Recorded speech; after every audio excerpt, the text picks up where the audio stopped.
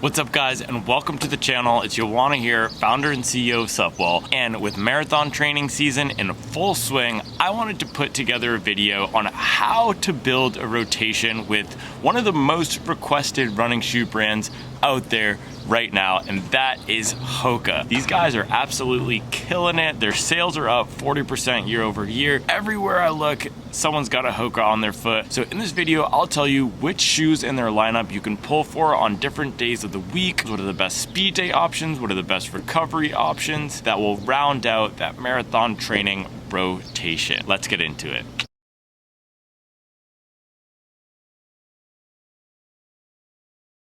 So first up, we got that daily training shoe. And for me, the shoe that I pull for from Hoka for those everyday miles is the Hoka Mach. The reason I love this as a daily trainer is because it's super lightweight, it's versatile, it's snappy.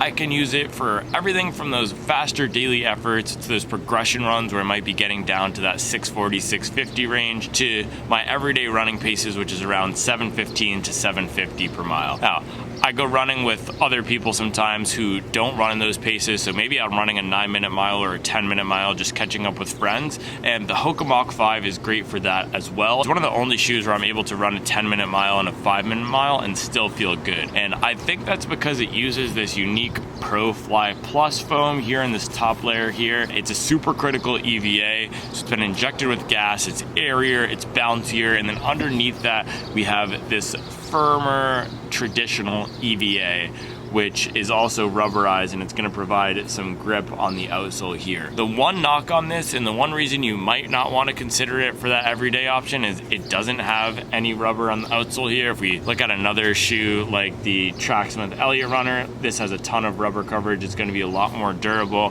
whereas on the Mach 5 we just have this exposed.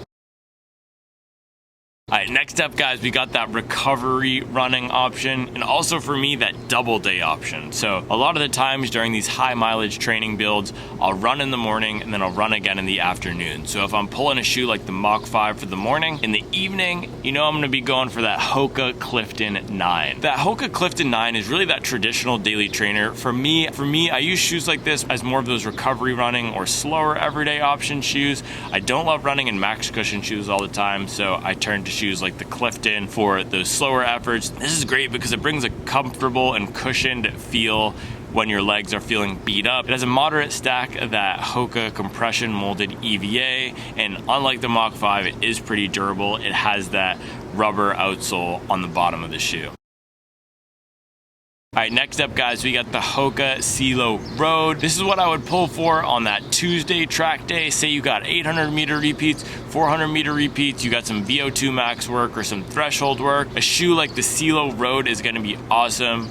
It can handle all of those faster paces. This one from Hoka is lightweight. It has a full PIBA midsole with no plate. It has a comfortable airy upper, and it's designed for 5K racing, so it can handle any of those shorter bursts of effort. If you have a big marathon paced session, I wouldn't pull for something like the Cielo Road. I'll get into what I'd use for next, but this is great for any of those shorter repeats, under 2 miles, under 1 mile. I have a similar shoe in my rotation from Adidas. It's the Takumi Sen, and I use that in the exact same way. I don't race in it, but I use it for those shorter repeats. Say you got something like 4 miles of marathon pace on Thursday, one of those typical marathon training sessions where it's all about building strength, getting you comfortable at race pace. This is what the Mach X was really designed for. It has that Pebax plastic plate. It has that top layer of bouncy and soft PIBA foam. On the bottom, it has that EVA, which is a bit more durable and will give you that supportive, stable feel. This is a great high mileage shoe, and it's gonna help you feel a bit fresher and a bit more prepared for those marathon pace workouts than if you were to go for a standard daily training shoe like the Clifton 9.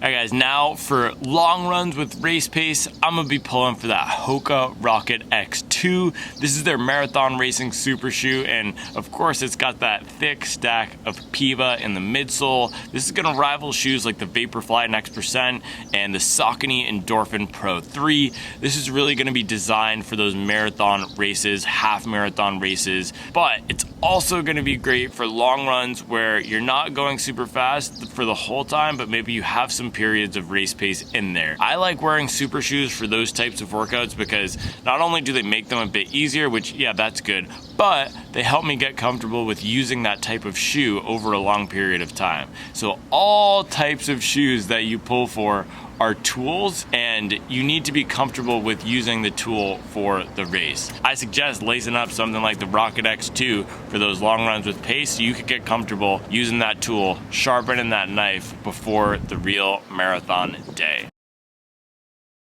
Alright, finally guys, we got a little bonus one here, the Hoka Aura Luxe Recovery Slide. This is my favorite shoe to wear when I'm not running. I do not walk around my house without the Hoka Aura Luxe. I did not believe in recovery shoes until I bought this. I actually bought it after my marathon last year. They were selling them and my wife forced me to pick it up. I thought it was bogus. I was wearing Birkenstocks and I thought those would be comfortable enough to walk around, and then I put on the Aura Luxe and it was a completely different world.